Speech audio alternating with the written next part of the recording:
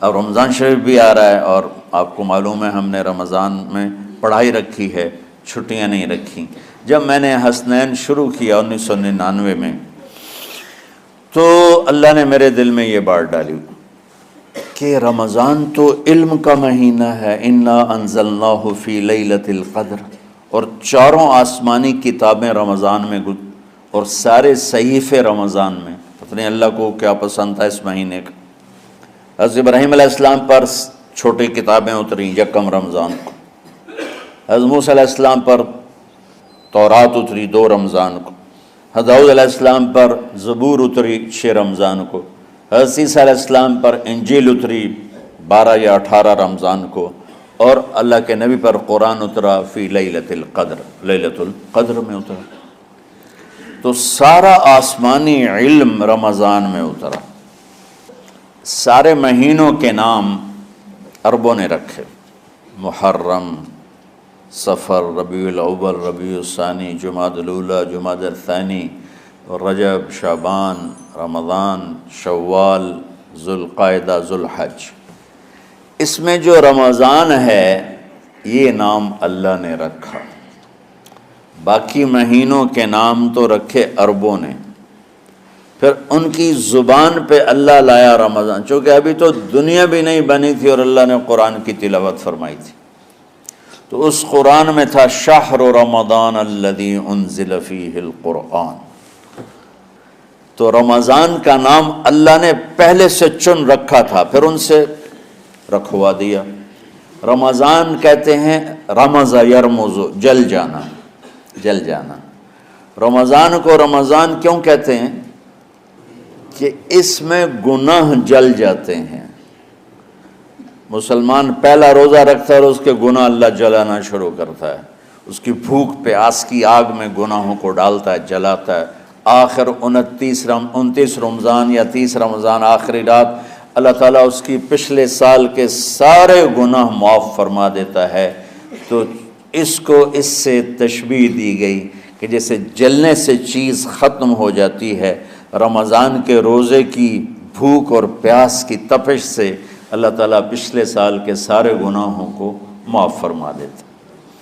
تو مجھے خیال آیا اس وقت جب ابھی بالکل کزرع اخرج شطأہ تھا، ہمارے مدرسے کی مثال کزرع اخرج شطأہ، دعا کرو اللہ تعالیٰ فاستغلظ فاستوی علی سوقہ، اسے بنا دے۔ امید تو ہے کہ کچھ شکل اللہ نے بنا دی، اللہ اسے پوری دنیا میں پھیلا دے۔ میری تو تمنا ہے کہ ایک ایسی مثبت سوچ کے علماء کے اللہ میرے ذریعے سے تیار کروا دے جو امت کو جوڑنے والے ہوں، توڑنے والے نہ ہوں۔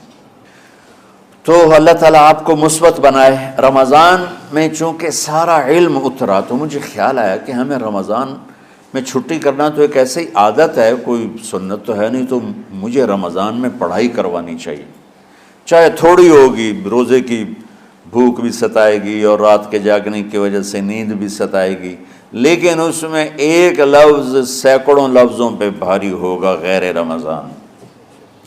تو میں کراچی گیا اور مفتی تقی صاحب دامت برکاتہم سے سب سے پہلے جا کے مشورہ کیا کہ حضرت میں چاہتا ہوں کہ رمضان میں چھٹی نہ ہو، پڑھائی ہو۔ اس وقت رمضان سردیوں میں تھا، تو وہ بڑے خوش ہوئے، کہنے لگے یہ تو بہت اچھی بات۔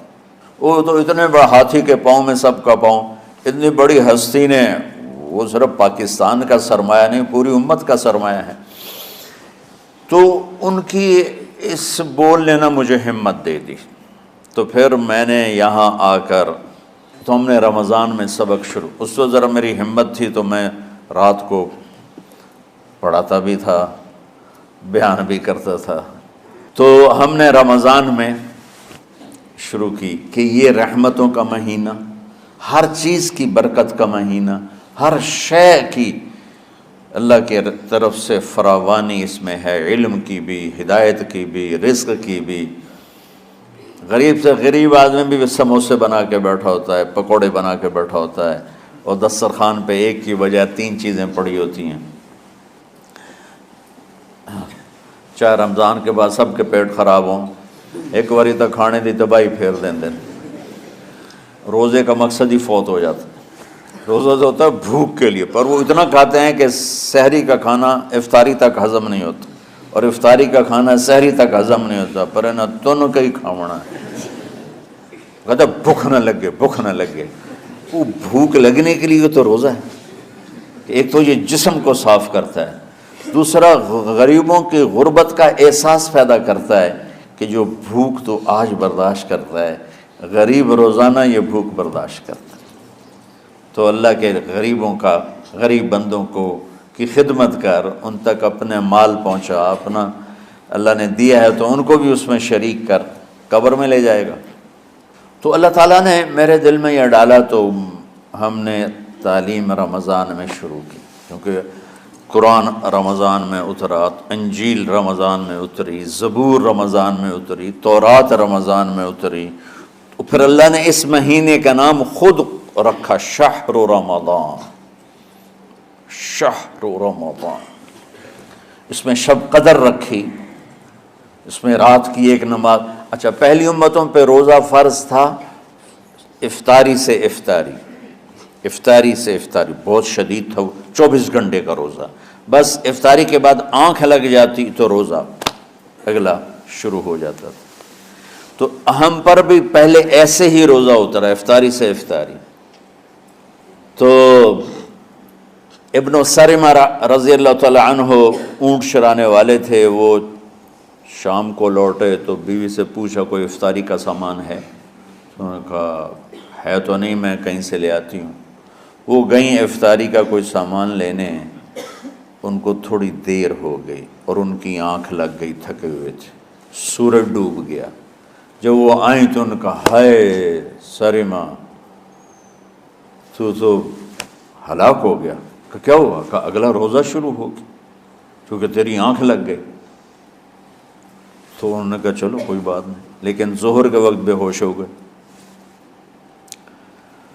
ایک روایت میں آتا ہے نماز پڑھنے آئے اور گر گئے، اور ایک میں آتا ہے گھر میں بے ہوش ہوئے۔ تو جو بھی صورتحال تھی اللہ کے نبی کو پتہ چلا۔ کیا ہوا سرمہ کو؟ کہا جی وہ افطاری کر نہیں سکے تو روزہ شروع ہو گیا تو بے ہوش ہو گئے۔ تو اللہ کے نبی رنجیدہ ہوئے، تو اللہ تعالیٰ نے قرآن اتار دیا، چلو میرے محبوب ساری رات کھاؤ، حتیٰ یتبین لکم الخیط الابیض من الخیط الاسود من الفجر، کہ میرے محبوب صبح صادق تک آپ کی امت کو اجازت ہے، کھاؤ۔ پہلی امتوں پر افطاری سے افطاری، لیکن ان کی نماز تراویح نہیں تھی۔ تو ہمیں اللہ تعالیٰ نے دیا سحری تک، پوری رات۔ اچھا، ایک صحابی آئے، یا رسول اللہ میں تو مارا گیا۔ آپ نے کہا کیا ہوا؟ کہا میرا روزہ تھا، میں بیوی کے پاس چلا گیا۔ آپ نے کہا تو پھر تو غلام آزاد کر، کفارہ دے۔ کہا جی میں تو خود غریب آدمی ہوں، غلام کہاں سے آزاد کروں، خریدنا پڑے گا۔ آپ نے کہا 60 مسکینوں کو کھانا کھلا۔ کہ میں آپ مسکین ہیں، میں کینوں کھانا کھلاؤں؟ آپ نے فرمایا پھر آخر یہ کہ 60 روزے رکھ، مسلسل رکھنے ہوتے ہیں جو کفارے کے ہوتے ہیں۔ وہ کہنے لگا ایک روزے چاہے کم کیتا ہے، 60 روزے اج میں کی کروں گا؟ تو آپ نے فرمایا اچھا ٹھیک ہے بیٹھ جا۔ بیٹھ گئے۔ تھوڑی دیر ہوئی تو ایک انصاری صحابی کھجوروں کا ٹوکرا لے کر آیا، یا رسول اللہ یہ صدقے کی کھجوریں ہیں، تقسیم فرما دیں۔ تو آپ نے فرمایا بھائی وہ کدھر ہو؟ کہا جی بیٹھا ہوں۔ آپ نے کہا ادھر آ، یہ کھجوریں لے جا اور 60 گھروں میں تقسیم کر دے۔ سبحان اللہ، اللہ نے اس امت کو لاڈ لڈائے ہیں، یہ اللہ کی لاڈلی امت۔ عجیب واقعہ یہ، کہنے لگا یا رسول اللہ، اللہ کی قسم مدینے میں مجھ سے غریب کوئی نہیں، آپ ایسا کرو یہ میرا کفارہ مجھے ہی صدقہ کر دو۔ تو آپ اتنا ہنسے کہ یہ آخری دانت نظر آنے لگے۔ بہت کم ایسا ہوتا تھا، فَضَحِكَ حَتَّى بَدَتْ نَوَاجِذُهُ، ایسا ہنسنا آپ کبھی کبھی ہنستے تھے کہ آخری دانت پورا منہ کھل جائے۔ تو آپ اتنا ہنسے کہ آخری دانت تک نظر آنے لگے۔ تو آپ نے کہا اچھا جا لے جا تیرے واسطے، لیکن یہ صرف تیرے لیے اور کسی کے لیے نہیں ہے۔ تو جب ایسی خیانت ہوئی تو اللہ تعالیٰ نے دوسرا حکم بھی اتار دیا، باشروہن، کہ تمہارے لیے بیوی بھی حلال ہے کھانا بھی حلال ہے جب تک صبح صادق نہیں ہو جاتی۔ لیکن اللہ نے ہمیں ایک نماز عطا فرما دی جس کو ہم آج صلاۃ التراویح کہتے ہیں۔ میرے نبی کے زمانے میں اسے قیام اللیل کہا جاتا تھا۔ تو اللہ نے ہمیں رات کی نماز عطا فرمائی، اور چونکہ یہ ایک مشقت ہے تو میرے نبی نے کہا یہ رات کی نماز کے ہر سجدے پر 1500 نیکی لکھی جاتی، 1500 نیکی لکھی جاتی۔ اور اللہ تعالیٰ ہر سجدے پر جنت میں ایک محل بناتا ہے جس کے 60,000 سونے چاندی کے دروازے ہوتے ہیں، اور ایک درخت اس کے لیے لگاتا ہے جس کے نیچے 100 سال گھوڑا دوڑ سکتا ہے۔ تو رمضان کا اہتمام آپ رجب سے شروع فرما دیتے تھے۔ میرے نبی نے 9 رمضان دیکھے، 9 رمضان اپنی زندگی میں، 9 رمضان۔ 10ویں رمضان سے پہلے آپ اللہ کے پاس تشریف لے گئے۔ آپ کی زندگی میں روزے فرض ہونے سے آپ کی وفات تک 9 رمضان گزرے، اور میں قربان جاؤں اپنے نبی پر، اپنی امت پہ کیسی شفقت تھی۔ آپ سحری کھاتے تھے بالکل آخری وقت، ادھر بلال اذان دے رہا ہے اور ادھر آپ آخری لقمہ کھا رہے ہیں، اور ادھر سورج نیچے ہوا اور آپ کھجور منہ میں۔ ایک آدمی اوپر کھڑا ہوتا تھا مدینے میں تو وہ چھت پہ، گھر کی چھت پہ کھڑا ہوتا تھا، سفر میں ہے تو وہ کسی پہاڑی پہ کھڑا ہوتا تھا۔ جو ہی سورج کا کنارہ نیچے جاتا اب فوراً وہ کہتا یا رسول اللہ قد غربت، تو آپ کھجور منہ میں ڈال لیتے تھے، یا پانی، کبھی پانی سے افطار فرماتے تھے، کبھی کھجور سے افطار فرماتے تھے، کہ میری امت پہ بھوک کا وقت کم سے کم آئے۔ آج کل جو یہ ہمارے افطاری کے اوقات ہیں نا، یہ سورج ڈوبنے کے بھی 2-2.5 منٹ بعد کے ہیں کہ احتیاطاً، ٹھیک ہے چلو احتیاط کر لو کوئی مسئلہ نہیں، لیکن اصل ہے ادھر چونکہ اب سورج ہمیں نظر ہی نہیں آتا ہے، اس طرح ہم گھرے ہوئے ہیں شہروں میں، دیہاتوں میں بھی اب اس طرح کا ماحول ہے کہ وہ نظر نہیں آتا ہے، تو بہتر کہ ادھر سورج غائب ہو ادھر لقمہ منہ میں جائے۔ لیکن یہ تب ہے جب آپ نظر آ رہا ہو۔ اب جب آپ یہاں بیٹھے ہو حسنین میں تو یہاں تو کوئی سورج نظر نہیں آئے گا، یہاں تو منار ہی نظر آئے گا، تو لہٰذا احتیاط ٹھیک۔ ہمارے اہل حدیث بھائی وہ 2 منٹ پہلے ہم سے افطار کرتے ہیں، تو بڑی اچھی بات ہے کہ سورج کے غروب ہونے کا جو اصل وقت ہے اس کے ساتھ ہی افطار کرنا۔ اور سحری میں ایک واقعہ سناتا ہوں، آپ سحری کھا رہے تھے، بکرے کی سری پکی ہوئی تھی، تو مولا علی رضی اللہ تعالیٰ عنہ اور عرباض بن ساریہ رضی اللہ تعالیٰ عنہ آپ کے ساتھ کھانا کھا رہے تھے، تو حضرت بلال ہے، یا رسول اللہ وقت ختم ہو گیا ہے، میں اذان دینے جا رہا ہوں، آپ برائے مہربانی کھانا پینا بند کریں۔ اور یہ کہہ کر چلے گئے۔ چھت، ایک انصاری عورت تھی، اس کے گھر کی چھت پہ چڑھ کے اذان دیتے تھے، چڑھنے لگے تو پھر واپس آئے کہ دیکھوں اللہ کے نبی نے کھانا چھوڑ دیا یا نہیں، آگے دیکھا تو وہ کھا رہے تھے۔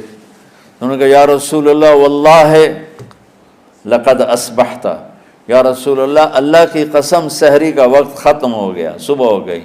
تو آپ نے ہاتھ پیچھے کر لیا، کہہ رہے تیرا بھلا ہو بلال، ابھی وقت باقی تھا، تیرے قسم کھانے پر اللہ نے اس کو پہلے نکال دیا کہ تیری قسم کہیں جھوٹی نہ پڑ جائے۔ تو حضرت علی نے فرمایا کہ اگر بلال قسم نہ کھاتے تو جب تک میرے نبی کھاتے رہتے صبح صادق نہیں ہونی تھی، تو بالکل آخری وقت میں آپ کھاتے تھے تاکہ کم سے کم وقت امت پہ بھوک کا آئے۔ تو اللہ تعالیٰ آپ کے علم میں برکت دے۔ رمضان علم کا مہینہ ہے، سونے کا نہیں ہے، کھانے کا نہیں ہے، سموسے پکوڑے کا نہیں ہے، رمضان علم کا مہینہ ہے۔